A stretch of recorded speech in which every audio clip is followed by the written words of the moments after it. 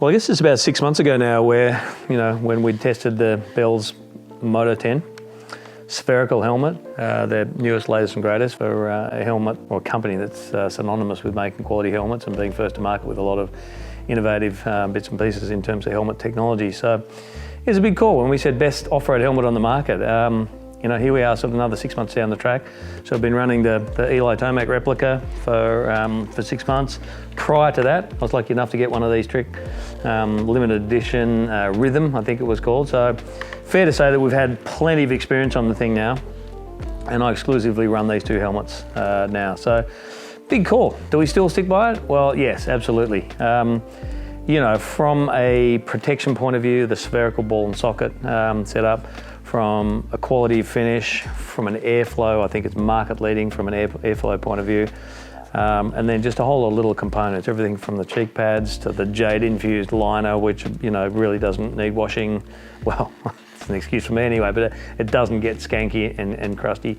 So not the cheapest helmet on the market at between $1,200 and $1,300, based on what sort of graphic you go for, but a pretty special lid. And I think the more time we spend with it, the more it endorses what we've already said about it.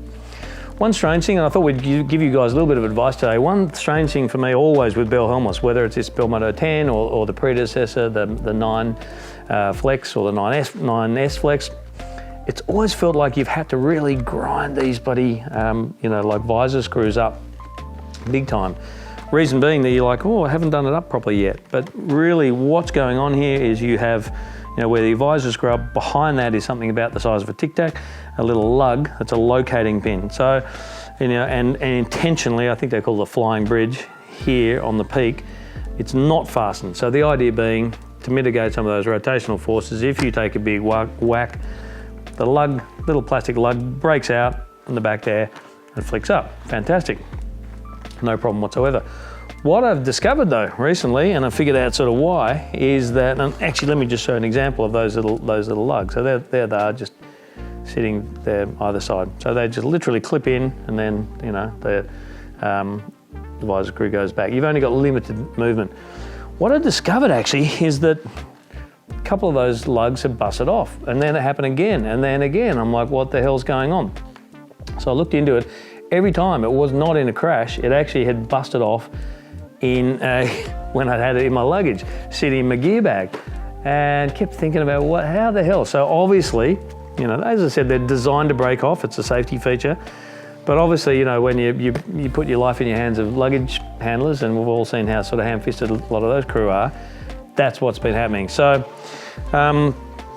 a couple of things. I talked to the guys from Bell and they just said, what's going on? Because it's got exactly the same system as its predecessor, the Moto-9 Flex. And anyway, so those guys are hypothesizing that currently with the 10, you've got where the visor screw goes in, there's a little brass insert.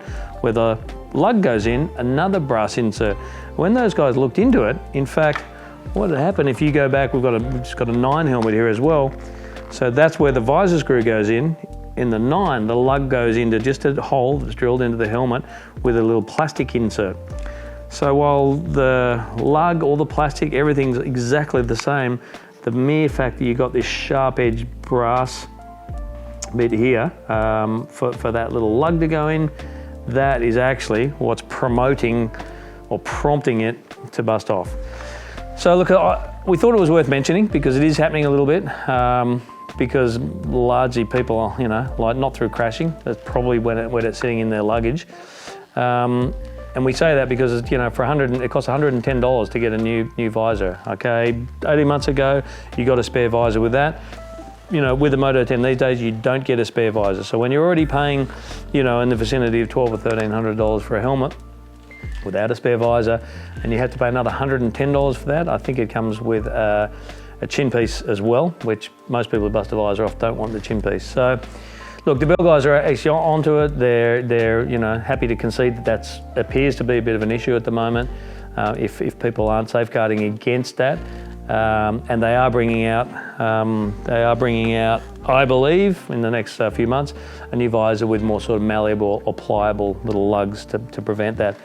But look, the reason we say it today is because there's a way of, as I said, it hasn't happened on a bike, it's happened off the bike, you know, with my helmet in the gear bag. So I'm just now really mindful of the way I pack the helmet in the gear bag so I can't take a whack from on top and drive that visor down. What I actually do now, it's kind of cool, Blur make some goggles and they actually do this really nifty little hard case, and I just sort of figured that, you know what, that just happens to fit just nicely, thank you very much. So now when I actually pack the thing away, look, you can do it with a towel or anything basically, but because that's a sort of little hard little case, what I do every time now where I travel goes in my gear bag, whether I'm traveling overseas or just locally, it just sits in like that. Thanks for coming, flap it up, and zip it up. And it just, when it takes a hit on the top there, it can only move about 20 mil until it hits that hard case, and then you're not going to bust the visor lugs off. So, you know, as I said, like paying $110 for a peak is not cheap, you know, but there's a really easy way to prevent it. So just a little bit of advice. It's something we've sort of, you know, found out the hard way.